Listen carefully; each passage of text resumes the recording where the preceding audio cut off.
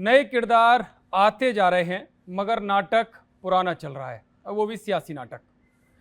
जो राजनीतिक दल संविधान के सम्मान की बात करते हैं, संविधान को साथ लेकर चलते हैं, आज वही मुस्लिम प्रेम के चलते उनके ऊपर नमाजवाद या नमाजवादी पार्टी होने का आरोप लग रहा है।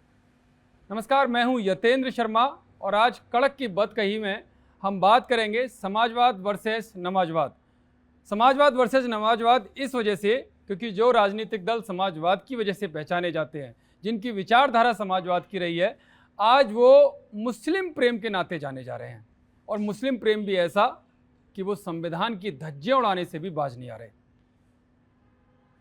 ये इस वजह से, क्योंकि ये आरोप इस वजह से लग रहे हैं क्योंकि कल पटना में एक बड़ी रैली हुई।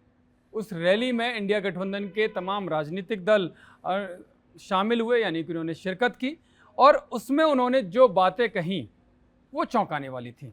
वो साफ तौर पर इशारा करती थी कि किस तरह से मुस्लिम प्रेम के चक्कर में वो कानून को उखाड़ फेंकने की बात करते हुए नजर आ रहे हैं, कानून को कूड़े में फेंकने की बात करते हुए नजर आ रहे हैं।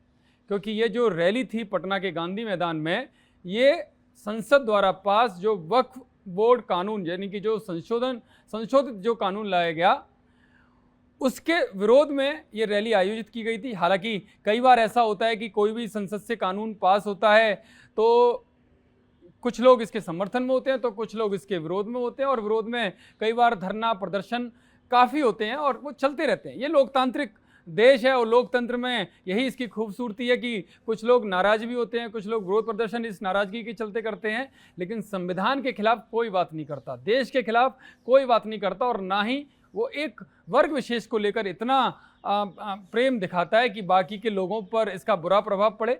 लेकिन यहाँ पर ऐसा नहीं हुआ।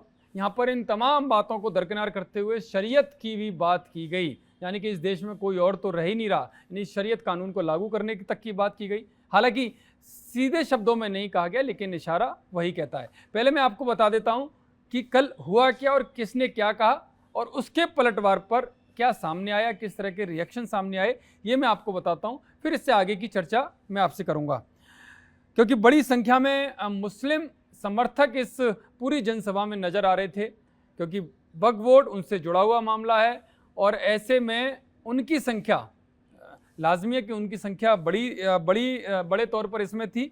तो काफ़ी बड़ी संख्या में पटना के गांधी मैदान में जो समर्थक थे इस रैली के लिए, वो काफ़ी इकट्ठे हुए।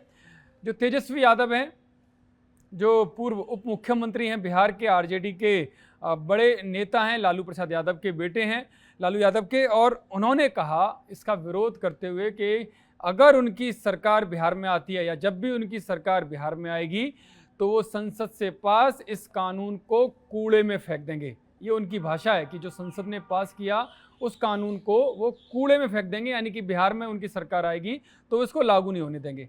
ठीक है, क्योंकि बिहार में इस बार इलेक्शन होने हैं तो वो अपने समर्थकों को एक बड़ा मैसेज देंगे ही देंगे, लेकिन ये भूल जाते हैं कि उनके जो पिता लालू यादव 2010 में इस जो वक्फ बोर्ड, जो पुराना वक्फ बोर्ड बिल था, उसका किस तरह से उन्होंने विरोध किया, ये भी मैं आपको आगे चलकर बताऊंगा कि उन्होंने क्या कहा था। लेकिन उसके बाद सलमान खुर्शीद कांग्रेस के बड़े नेता माने जाते हैं, केंद्रीय मंत्री रहे हैं, वो शेर व शायरी के लिहाज में उन्होंने इस अपना विरोध प्रदर्शन किया कि कागज कभी समुद्र को रोक नहीं पाया। यानी कि जो कानून हैं, जो कागज के तौर पर कागज पर जिस कानून को उकेरा गया, जिस पर सभी ने समर्थन किया, वो कहते हैं कागज कभी समुद्र को रोक नहीं पाया। यानी कि वो साफ तौर पर एक मैसेज दे रहे थे उस पूरे जो जन सैलाब, जो बड़ी संख्या में मुस्लिम समर्थक उनके आए थे, कि कागज पर जरूर कानून पास हो गया हो, लेकिन आप लोग इसको आगे किस तरह से विरोध करना है वो साफ तौर पर दिखाता, और इसको लागू नहीं होने देंगे, ये सलमान खुर्शीद साहब ने कहा। और इनसे भी आगे बढ़कर, इनसे भी 2 कदम और आगे बढ़ गए AIMIM के प्रदेश अध्यक्ष हैं, जो विधायक हैं, अख्तरुल इमान साहब। इन्होंने तो बड़ा विवादित बयान दिया, वो मैं आपको बता देता हूँ इन्होंने क्या कहा। इन्होंने कहा कि संविधान भी हमारे लिए अहम है, लेकिन शरीयत भी हमारे लिए अहम है, और मुसलमान शरीयत के बगैर नहीं रह सकता। ये धार्मिक बातें हैं, उन्होंने राजनीति से जोड़ते हुए कहीं, लेकिन इससे आगे जो उन्होंने कहा वो जरूर सुनना चाहिए। उन्होंने कहा कि जो इसे खत्म करना चाहेगा उसका पंजा मरोड़ देंगे। क्या इस तरह की भाषा इस लोकतांत्रिक देश में चलनी चाहिए? ये बिल्कुल सोचने वाली बात है, क्योंकि अगर इतनी बड़ी भीड़ के सामने अगर आप इस तरह की भाषा का प्रयोग करोगे और कोई नेता प्रयोग करेगा तो सामने वाली भीड़ पर क्या असर पड़ेगा, क्या जो जातीय हिंसा या धर्म के नाम पर जो हिंसा है वो इस देश में नहीं होगी। यानी कि हिंसा को बढ़ावा देने का काम AIMIM के प्रदेश अध्यक्ष यहाँ पर कर रहे हैं। तो ये सरकार को भी सोचना चाहिए कि ऐसी भाषा के लिए उनके खिलाफ क्या कार्रवाई होनी चाहिए। लेकिन जो मैंने अभी कहा कि तेजस्वी यादव ने जिस तरह से कहा कि कूड़े में फेंक देंगे इस कानून को, क्या उन्होंने खुद अपने पिता लालू यादव का बयान सुना जो 2010 में उन्होंने संसद के अंदर दिया था? और खुद, क्योंकि 50 साल इमरजेंसी को हो गए और इमरजेंसी को 50 साल ठीक होने पर इस तरह का बयान जो संविधान की धज्जियां उड़ाने वाला है, जो कानून की धज्जियां उड़ाने वाला है, खुद उनकी बड़ी बहन मीसा यादव का नाम इसी वजह से रखा गया था क्योंकि वो आपातकाल के विरोध में लालू यादव ने संघर्ष किया था और उसी की वो पैदाइश थे, तभी वो बड़े नेता बनकर उभरे थे। जिस तरह से उन्होंने आपातकाल का विरोध किया और जेपी के साथ कंधे से कंधा मिलाकर काम किया, और जब वो जेल में थे तब उनकी बेटी का जन्म हुआ, इसी वजह से बेटी का नाम मीसा रखा। क्या वो इन बातों को भूल गई? हालांकि ये चर्चा जारी रहेगी, लेकिन सबसे पहले मैं आपको बता दूं, इसके बाद सुबह बीजेपी नेता राज्यसभा सांसद सुधांशु त्रिवेदी ने प्रेस कॉन्फ्रेंस की इस पूरे मुद्दे पर और जमकर पलटवार किया। उन्होंने कहा कि अब तेजस्वी जिस तरह की भाषा बोल रहे हैं वो नमाजवाद को दिखाती है, और ये नमाजवाद तब कहाँ गया जो समाजवाद से जो RJD या समाजवादी पार्टी जो पनपी थी, जो समाजवाद का सीधा मतलब बताती हैं कि सब कोई समान है, सबके लिए अधिकार समान होने चाहिए इस लोकतांत्रिक देश में। लेकिन ये समाजवाद तब कहाँ चला जाता है जब EMU या जामिया जैसी जो संस्थाएं उनमें SC OBC और ST का रिजर्वेशन खत्म कर दिया जाता है मुस्लिम प्रेम के चलते, या बंगाल में किस तरह से OBC में मुस्लिमों को OBC कैटेगरी में रखा गया, या कर्नाटक में किस तरह से OBC या SC का रिजर्वेशन खत्म करके उसमें मुस्लिम रिजर्वेशन दिया जा रहा है या देने की घोषणा की जा रही है। तो ये मुस्लिम प्रेम है जो इन राजनीतिक पार्टियों की असलियत दिखाता है कि किस हद तक जा सकती हैं, और शायद यही कारण है कि बीजेपी ने तुरंत इस पर पलटवार किया और खुद केंद्रीय मंत्री गिरिराज सिंह भी सामने आ गए, जिन्होंने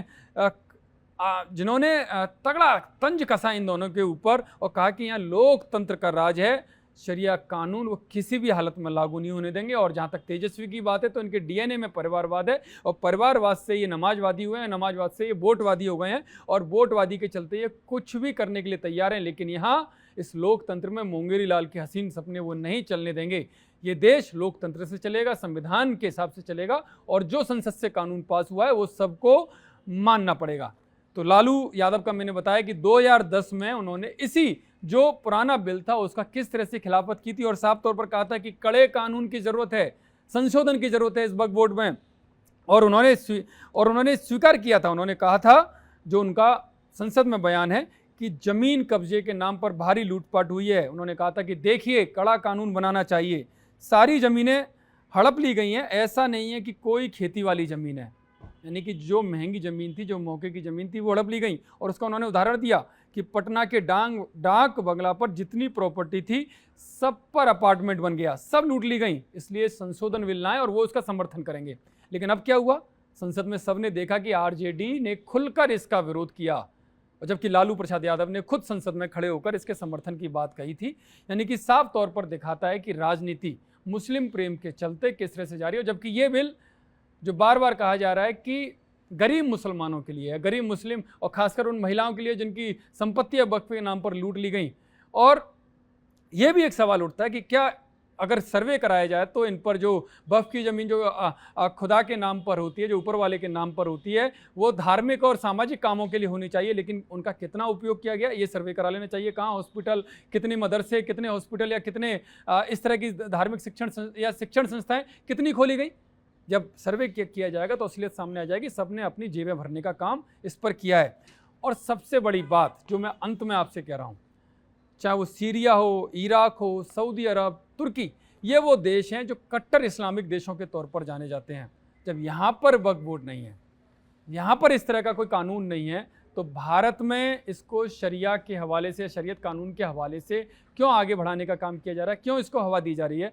तो ये समझ में आता है कि किस तरह से राजनीतिक रोटियां सेकने का काम किया जा रहा है, वो भी बिहार इलेक्शन से जस्ट पहले बड़ी सभा, और उसमें भी मुस्लिम समर्थकों को बुलाया जाता है और इस तरह का ऐलान किया जाता है कि हम सरकार आएंगे तो इसको कूड़े में डाल देंगे। तो यानी कि ये मुस्लिम प्रेम कहाँ पर ले जा रहा है?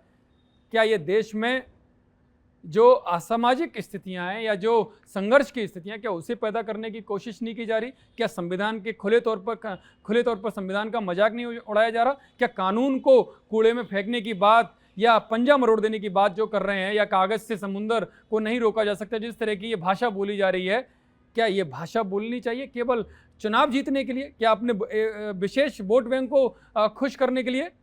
तो ये समझना चाहिए कि इस देश में अब जो समाजवाद वर्सेस नमाजवाद है, उसकी लड़ाई अब शुरू हो गई।